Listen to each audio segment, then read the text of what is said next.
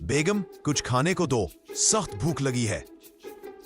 अभी तो तुमने पूरे 4 आदमियों जितना नाश्ता किया है शेख साहब, अब फिर खाना?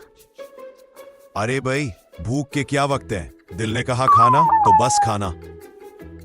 मैं तो थक गई हूँ। शादी के वक्त कहा था अम्मा बेटे 2 जाने हैं तो सोचा काम कम होगा, मगर यहाँ तो तुम अकेले पे ही इतना खाना है कि 8-10 अफराद से ज्यादा काम है।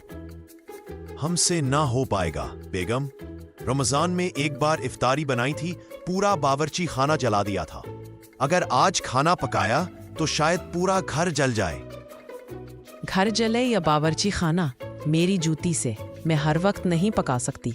बस। शुक्रिया बेगम, खाना तैयार हो गया। वाह वाह क्या मजा है, मगर एक गड़बड़ है। अब क्या गड़बड़ है? बेगम, दस्तरखान पर भेड़ है, खतरा है पेट भर ना सकूं। अच्छा, तो मेरे 2 लुकमे भी खटक गए तुम्हें। रहने दो, मैं तो गई। चलो अब पेट भर कर खाऊंगा। बड़े दिनों से जैन भाई के घर कुछ खाया नहीं, आज वहां चलते हैं। कौन है?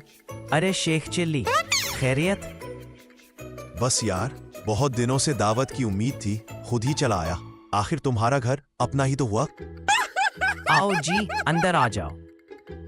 शेख चिल्ली भाई, बुरा ना मानना, मगर पिछली दावतों में तो आपने ऐसी कारकर्दगी दिखाई कि अब दोबारा बुलाऊं तो खौफ आता है। इतने खुराक तो भत्ती भी नहीं खाती। वाह मियां जैन, 1-2 बार क्या खाना खिला दिया, ऐसा लगता है 7 नस्लों का एहसान जता दिया। अब बुलाओ भी तो नहीं आऊंगा। ऐसी दोस्ती और ऐसी दावत दूर ही भली। उफ, बचत हो गई।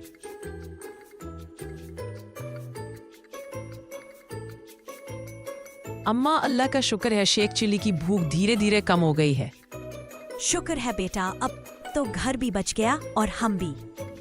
अम्मा, मुझे तो अब यकीन ही नहीं आ रहा।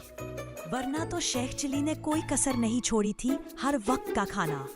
बेगम सही कहती थी, अब तो एक वक्त का खाना ही काफी है। अल्हम्दुलिल्लाह, अब तो खुशी से जिंदगी गुजार सकते हैं। माँ को शेख चिल्ली एक वक्त का खाते हैं। बस बेटा, अल्लाह का शुक्र अदा करो।